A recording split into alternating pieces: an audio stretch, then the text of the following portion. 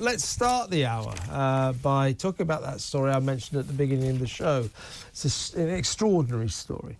On the outskirts of Cardiff, construction has long been complete for months now on these rows and rows of neat, new, white, single-storey sort of prefab living units. Very nice, very modern, very cutting edge, but they're basically upscale prefabs. They're called modular living units.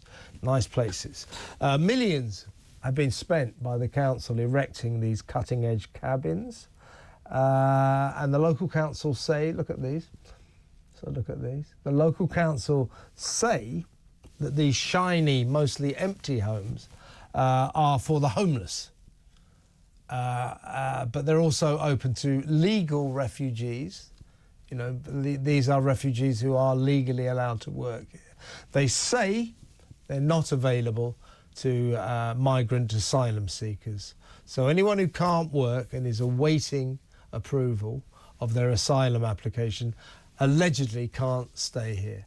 But the question would be, look at these places, mostly empty. And by the way, we've got some pictures, lots of nice new cars sitting outside these houses, these one-storey houses.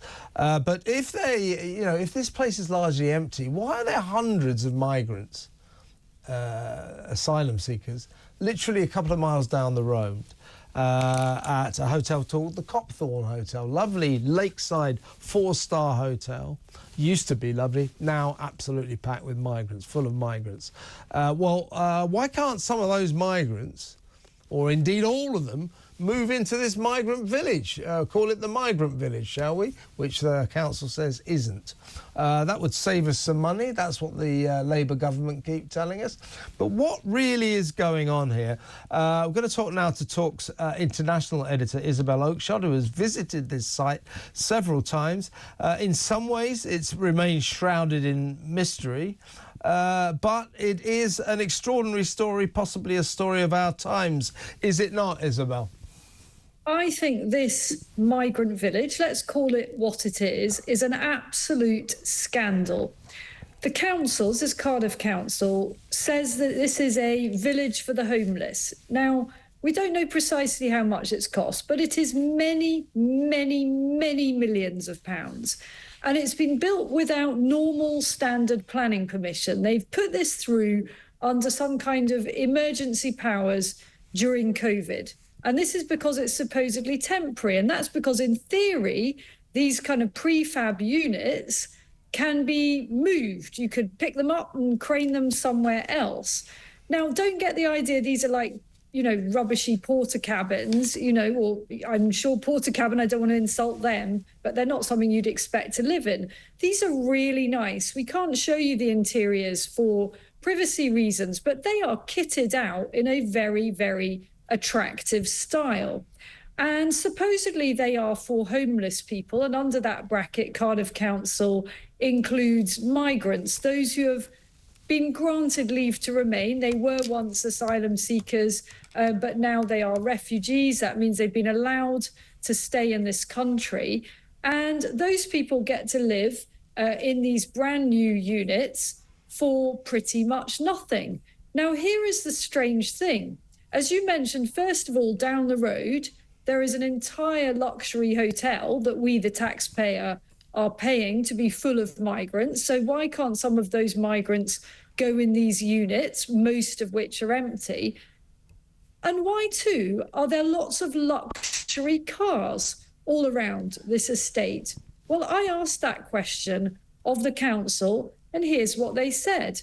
They said, these days, just because you can afford a luxury car doesn't mean you're not homeless. You can qualify for free taxpayer-funded accommodation in one of these very nice units, even if you have a full-time job and you can afford a luxury car. How does that stack up, Kev? I don't know if you've got the answers to that, but I have to say my head's spinning on it. Indeed. And to some of the councils, Cardiff Council, you worked long and hard to get a response from them. In fairness, They indicated that before the weekend that because of Storm Dara they were going to be overwhelmed and therefore couldn't deal with it. Fair enough, and fair enough they did come up with a reasonable response today, but elements of it were what's the word? Disturbing, to be honest with you. For example, why do you think Cardiff Council sought to, or the Cardiff Council press office sought to give us their feelings about the nature of the questions that you were asking? They thought that your questions were divisive, to harm the, to the harmony of the local area. I mean, I don't care what a press office thinks about our questions. Why are they doing this? I mean, that statement I just found, almost laughable. So I hit them with a list of questions, which is a perfectly reasonable thing to do, given that this is many, many tens of millions of pounds of taxpayers' money. So I wanted to know all sorts of things. Who's living there? Why? What about the asylum seeker hotel down the road? What's going on here? Why is it that when we went out there, we actually saw homeless people who were not in these units? If these units are for local homeless people, then why are there still people rough sleeping in the area? I mean, so many questions. And I particularly wanted to know about the luxury cars, because that just doesn't stack up at all.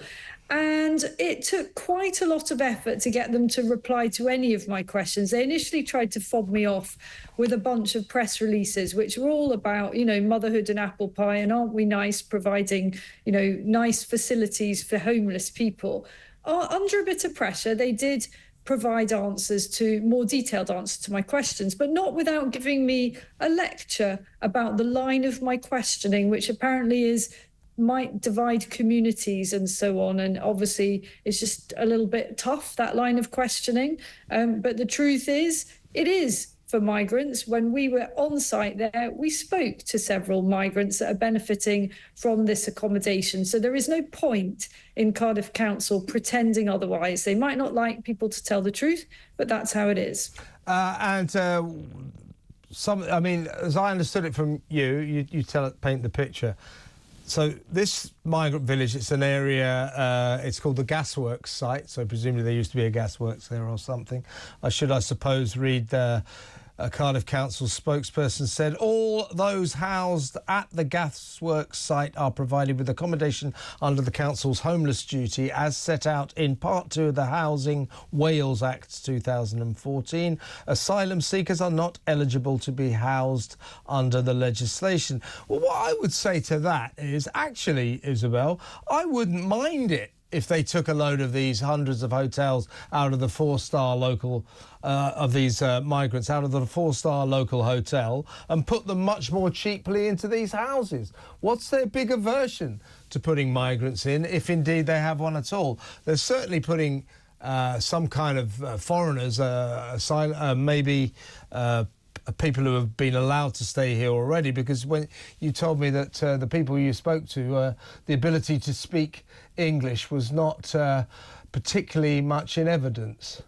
I don't think we could say that they were particularly fluent, let's put it that way. No, there were some British people there. There were English and Welsh people there. But make no mistake, there are a lot of people who are relative newcomers to this country who are being provided with free accommodation on site. Now, it's supposedly only temporary. We asked the council how long that means these people will stay for. They aren't able to answer that question. They say this is all very new. We can't say yet. It remains to be seen how long they'll stay. In other words, in brackets, they don't have a plan. And when they say it's all very new, this accommodation has been there for a long time now. As I say, they built it under emergency powers during COVID. So it's not that new, is it? And it begs the question why so much of it is lying empty whilst the taxpayer picks up the bill for hundreds of migrants to be in a hotel down the road. Let me spell out what that means. That means the taxpayer is paying twice for accommodation for asylum seekers and refugees, not only in the hotel, but also in a purpose-built village, much of which is lying empty. And those units that are occupied, in some cases, they're being occupied by people who are, by the council's own admission, in full-time work and can afford the kind of cars that, trust me, I don't drive. Exactly. We're talking, we saw a Range Rover there, we saw Jags, we saw Audis. BMW, I saw all the pictures. I mean, there's some very nice cars parked there. I mean, if you can afford that, then I really would argue that you can probably afford to make a pretty sizable contribution to a roof over your own head. Yeah, and by the way, Isabel, as we discussed, Cardiff Council really don't like the process of journalism or inquiry or investigation. Listen to this. This is the spokesperson for Cardiff Council. Due to community and resident safety concerns following repeated visits from individuals and groups filming at the site. How dare you? That's me, not them. Intent on portraying it incorrectly as an asylum site migrant camp, we have concerns that this line of questioning is more about dividing people and communities. We have no interest in doing so in Cardiff. Aren't they wonderful? The city is proud of its welcome and its multicultural history. The demographics at this site, like the city, is a reflection of the people who live here. And we reiterate, everyone who lives there has a legal right to do so. Well, I think the main thing to point, while they moralise about what we do for a living, about, you know, journalists trying to find out what it is that a local council has spent millions of pounds on, you know, why this place is largely empty. While they moralise, the place does remain largely empty. So why aren't they getting anybody in there? Well, let's be clear. We're not trying to divide communities here. Our job is to get to the truth. And when councils are evasive or, in fact, misleading, as I believe they are being when they're saying it's not a migrant village, it is a migrant village insofar as anyone's in it. And as I say, there may be a few local people as well. I suspect that this, in due course, will be full of refugees from all over the country. And I suspect that we are going to see a number more of these purpose-built, so-called temporary communities. They won't be temporary. There's nothing temporary about this thing that has now been up there for years. And whilst it's unoccupied, it's a kind of double insult to taxpayers. What on earth is the point of a village, a ghost village of empty units, whilst we're all having to pay for accommodation in hotels for the asylum seekers? It makes no sense whatsoever. And so I think the council has no case whatsoever to be on their moral high horse here. And, you know, they act as if they speak for all the people locally when they say, well, you know, we in Cardiff want to welcome anyone without fear or favour and no judgment and so on. I'm obviously paraphrasing here. The truth is that the way politics is going in that area, I think an awful lot of voters heartily disagree with this use of their money. Absolutely. Final quote from the council, from this spokesperson. It is important to highlight that in the context of the housing crisis in Cardiff, there has been a noticeable increase in the number of individuals and families who, despite working full-time, are now in need of homelessness assistance. The thing about that is, if you're a council, you know, and you're explaining what this place is all about, you can't just say there's been a noticeable increase. You need facts and figures. You know, prove that there's been an increase. Give us the numbers, the statistics that underline that this place is necessary. You can't just say, take it from me, you know, take it from Cardiff Council. There's been a noticeable increase. It's just words. That's not good enough. I don't think you can also say, as they did, and again, I'm paraphrasing here, but they did use the word lifestyle. Essentially, they've said, don't judge whether someone is homeless or not according to the exterior appearance of their lifestyle. Don't judge just because they've got a Jag in the drive or an Audi or a Range Rover, because we saw one of those. Yeah. Don't judge that they might not be homeless. Sorry, I am judging. Yeah. If you've got a flashy car, then you're not top of my priority list to get any kind of taxpayer-funded accommodation. No one needs a car like that. Yeah, get rid of the BMW and get yourself some decent housing sorted out. I mean, it is extraordinary, and I suspect that projects like this are going on all over the country. I remember not so long ago, you brought us the story of this migrant place that was being built near in Surrey, Farnham, wasn't it, near there? In Oxfordshire, actually. Oh, There's Oxfordshire.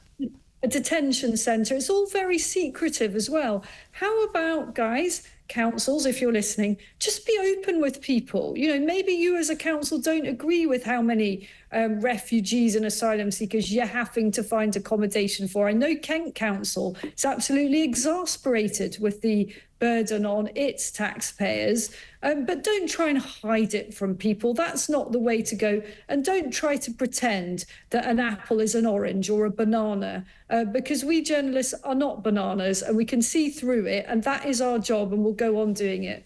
And you did it brilliantly, Isabel. Fantastic to talk to you. Great story. Leave it with us. We'll talk again tomorrow.